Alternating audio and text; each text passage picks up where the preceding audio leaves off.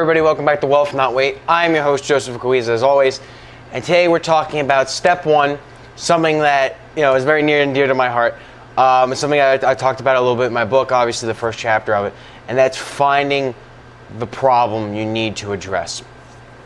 And it's something I care about very much, and something that I had to include because the problem for me, the whole reason for the book, the whole reason for the channel, the whole reason for everything, was because I was overweight. It was because I was overweight, because my finances weren't being taken care of, because I was scared for my future, and things weren't the way they should have been. And I'm going to just dive a little bit into that. I recognize my problem, my weight problem. Not that there's anything with being overweight, or if you're happy with who you are, that's great. But I very much wasn't. I had, was going to develop significant health issues, being, 300 pounds at the age of, 17, 18. That's not something you really want to be at, even if you are like a 6'5" giant like myself.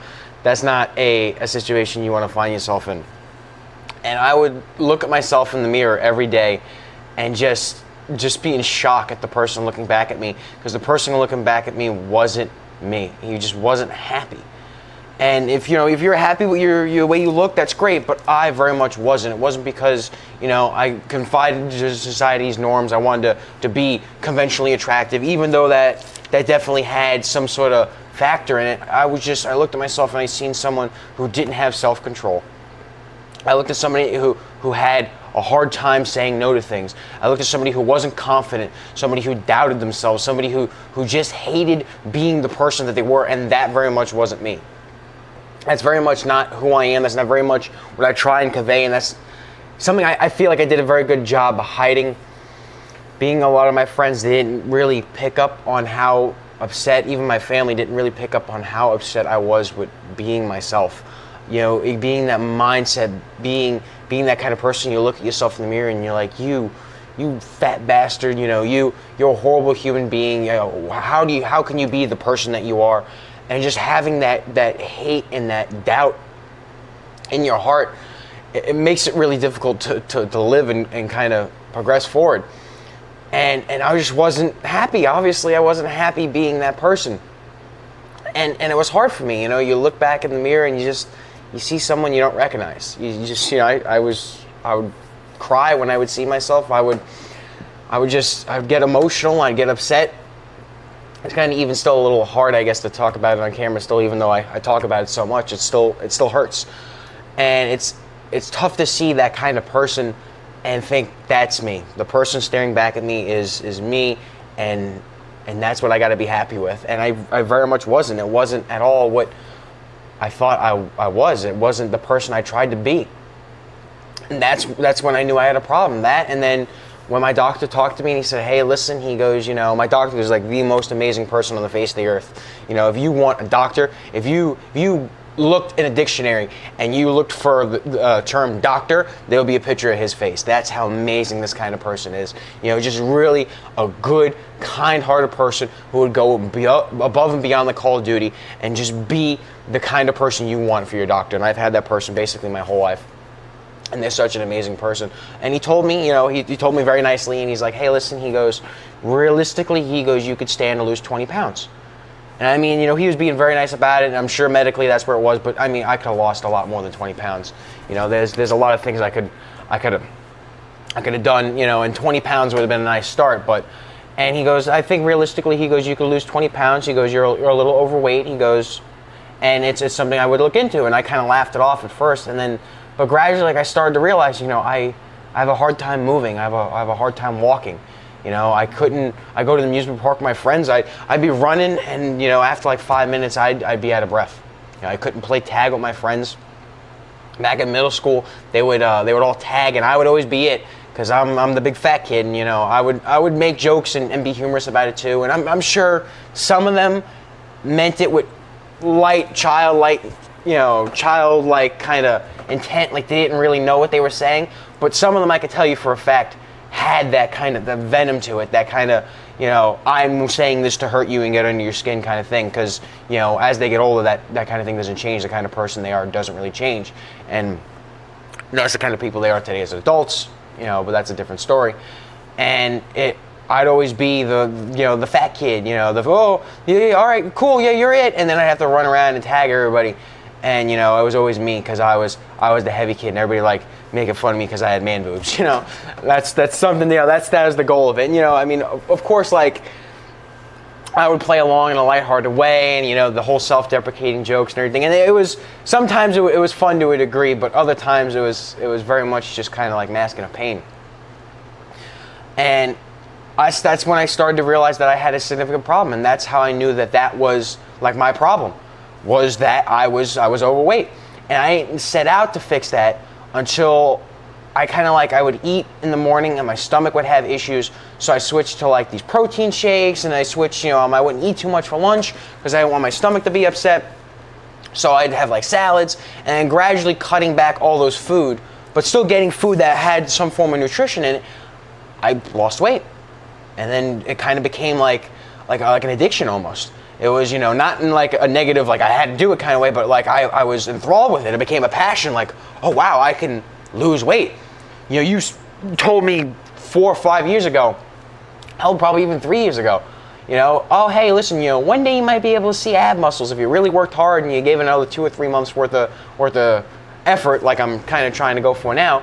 If you really put yourself to it, one day that might happen. I'd be like, yeah, all right, fuck you. What are you talking about? Yeah, all right, that's something that's going to happen? Okay. And I would tell you you're crazy. But now that's something I've done, and that's all stemmed from recognizing the fact that I had a problem. And that was very much my problem. And at the same time, my family is a middle-class kind of family. I didn't really have to sit and work hard for a lot in the sense of, I had to work to get my next meal or anything like that, like I know a lot of people deal with. But I lived, obviously, being 20 years old and it being 2020 at the moment, I lived through the financial crisis. And I seen a lot of my friends, I seen a lot of family members struggle with hardships, people who almost lost their house, people who lost their job, people who I had near and dear to my heart. And it became a real issue, and it even came to affect my family because it's a fucking financial crisis. The whole United States and even the whole world was affected by it. So, and it was scary. At being 8 years old at the time, you're kind of worried about the people around you. You're worried about oh well, if this has happened to my family, what's going to happen? If this is happening to friend's family, what's just going to happen to my family?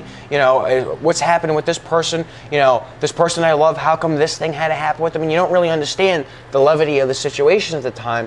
But as you get older, looking back on it, I realize how hard it was and how much of a difficult situation it was. Being, 8, you're kind of pushed back from that, and, you're not really exposed to it to the forefront for the most part.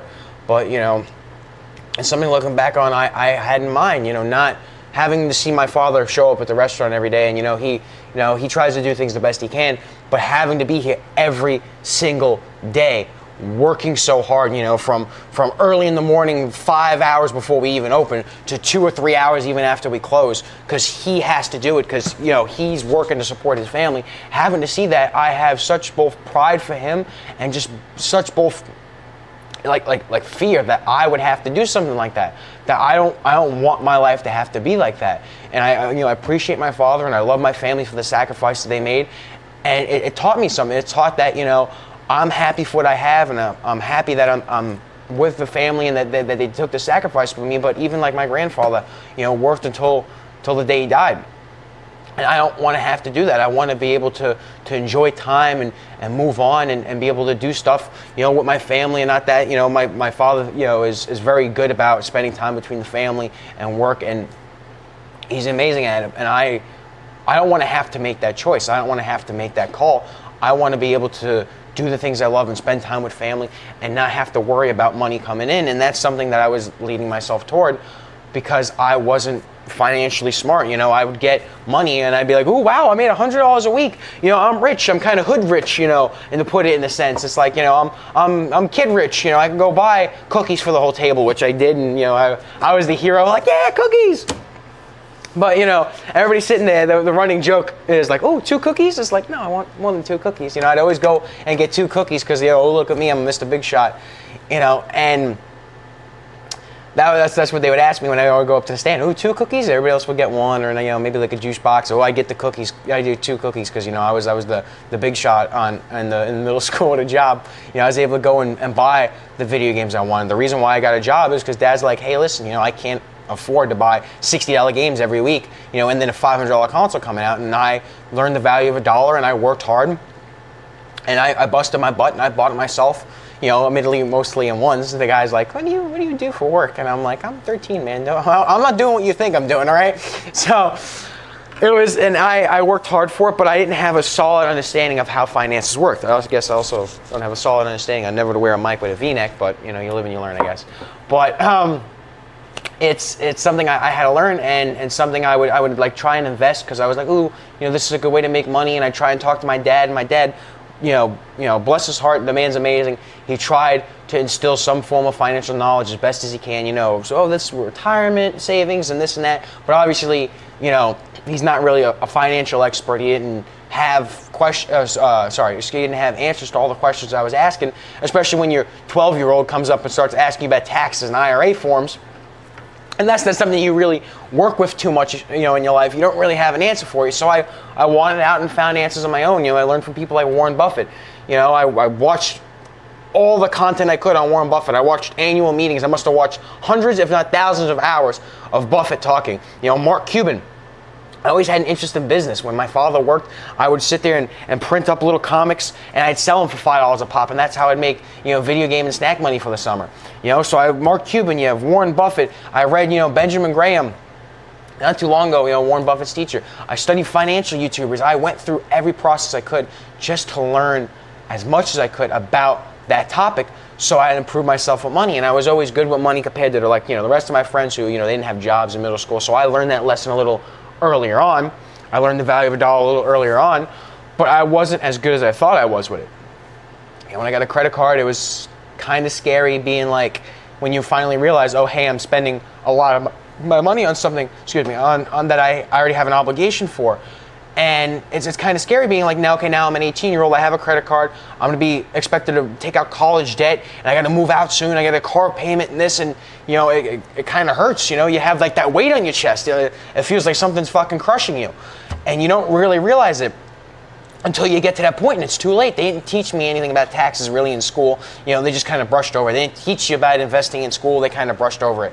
A lot of my friends that left not knowing how to rent an apartment. A lot of my friends left not knowing about credit card debt. A lot of my friends left not knowing on how to save and invest money. They didn't know what to do. And I had to learn on my own, so I kind of left knowing, but a lot of people didn't. And it's still to the degree I didn't know as much as I thought I did. So those being 2 big problems, I had to solve. I lost, a metric fuck ton of weight. If you go back and watch the first video, it's, 120 pounds recently. And I realized that was my problem, was I need to lose weight to be happy with who I was. Not saying that I wasn't happy, and I couldn't find value in myself, but when I look back, I seen the person who I wasn't. I seen the issues that caused me to be overweight were the same issues that would drag me down as a person. Not having self-control. Not being able to take control of my situation, not being able to say no, not having confidence in myself, not getting the proper knowledge that I needed and being arrogant about things. That's why I was heavy. I would eat until, I would have killed myself. I would eat until I would have been dead. My whole thing was, oh, I'm going to die happy. No, you're not. You would have died probably in a hospital bed with clogged arteries, not being able to walk. Let's call a spade a spade. That's how I would have gone. The running joke is, oh, what do you see yourself in 10 years? Being 15 at the time. I'm like, oh, dead. Yeah, really, I want to be dead at 25. That was the running joke. That was the big thing. And I feel that also has an effect on your mindset. You look at yourself like you hate yourself, and that stops you from doing things. That stunts your growth as a person. And I recognized that was a problem. And then I moved forward. That was how I recognized there was a problem. I wasn't happy with my life, and I said, okay, well, why am I not happy? Why do I want to make a change? Well, here's why I'm not happy with who I am. Well, why am I not happy with who I am? It's because of these reasons. I'm overweight because of this, and you break it down, you find that problem. If you're not happy with a relationship, why aren't you happy in that relationship? I talk to my friends all the time. Why aren't you happy in the relationship? We don't communicate, we don't do this, so then there's your problem. You're not happy in a relationship because you don't communicate. You answered your own question. You found it out. It's real easy to spot a problem when you want to make a change. Same thing with my finances. Why don't I have any money? Why do I see all my friends running around being able to do stuff, and afford things when I can, but at the same time I can't, because I'm making the money, but it's all going to credit card debt, or I'm making the money because I'm spending it all. Why can't I do stuff like that? Well, because I'm not spending my money correctly. Am I going to be able to retire one day? Why am I so scared about getting a house? Why am I so scared about going and finding a car payment? Why am I uneducated in finance when this is such a big part of my life? Will I one day not be able to support and provide for my family? That's a lot of questions I had to ask for myself. I was scared about the future, so I had to go out and correct it. I found out what the problem was. I'm scared about the future because I don't know finance. I don't know how to do any of this. I haven't set myself up for what I needed to. So I went out and I corrected the issue, and then the way I progressed, I found there's a lot of similarities between fixing the two things. You want to be healthier and lose weight, cut out all the crap you don't need and focus on the good stuff you do. You want to save money, cut out all the crap you don't need and focus on the stuff you do. It's not rocket science, but it's also not something that gets taught. It's something a lot of people avoid, or a lot of people don't talk about. I don't talk about my weight. I don't talk about health. I don't talk about finance. Well, it becomes a problem, and that's why we have such an issue, is because nobody talks about it, and it becomes a problem. And then that's how you diagnose your problem, is you find out what it is. Even if you aren't really willing to talk about it, you got to figure out what your issue is before you can fix it. And the weight and the finances were my major issue that I had to fix. And I'm not going to say it was super easy, I'm not going to lie, but it's definitely something I had to go through and figure out. And the concept of it was easy, just do these things, but then progressing and building that mindset and building my environment was definitely difficult. But the first step I took was recognizing I had a problem. I had somebody I work with, it was a friend of mine and a friend of the family's, and they were very thin and anorexic. And they didn't see it as a problem, but when you're a server and you can't carry a singular dish, it really becomes a problem. And she loved me to death, and she was such a sweet, nice lady. And unfortunately, she passed on because even though, despite everybody trying to tell her to get help or willing to give her that help, not pushing it, or some people will push in it, some people weren't. They tried everything under the sun, but until you recognize it's a problem, you can't fix it. So, and she didn't recognize it as a problem. And unfortunately, she passed away because of that. And it's something, again, that still hurts. You think about that, and it's the first time I thought about it in a little while, actually, just talking about it now. And you think about it, and you recognize that, unless you recognize your problem, you can't fix it. You have to find your problem. Drug addicts. I have friends who unfortunately, get mixed up with the wrong stuff. They go to the wrong crowd, or they do the wrong things, and it causes a problem for them in life. And they don't recognize it as a problem until it's too late. Well, they may not recognize it as a problem ever. But taking the step in the initiative, hopefully watching these videos, that's something you try and do. Hopefully reading my book, that's something you try and do. Hopefully Instagram, Facebook, whether it's me or other creators or other people out there, hopefully trying to change. If that's something you want to do, you could recognize what the problem is. Hopefully with New Year's resolutions, with everything, you could recognize what your problem is. And that's the first step, is saying, I have a problem, I'm going to fix it. That is the first step in solving your problem and making your life better, is realizing what your issue is and then having the will and the ability to fix it. So I hope this video helps you guys do that, and I hope you guys can progress forward with it. If you guys want to watch more, make sure you like, comment, and subscribe. It really helps out the channel. I think we're about 16 subscribers at this time. I hope I'm not dating myself with this video and saying that, but we're at about 16 subscribers, and it really means a lot to me to be able to get this content out there and help as many people as you can. And you know what? Even if you don't subscribe, make sure you send this to somebody who you feel may need a little motivation, or send it to somebody who has a lot of motivation, and just kind of show them that there are other people out there willing to help. My goal in life is to help as many people as I can, and taking that first step and having people recognize that there's a problem and that they can get help either through myself or friends or family or whatever they need is definitely the first step to it. So yeah, I think that's where we're going to end the video. Like I said, make sure you guys like, comment, and subscribe, or just try and make a change in this world. I'm going to leave you guys with a question. What's something that you can change and improve in your life? What's your problem that you need to fix? And as always, I'll see you guys next time.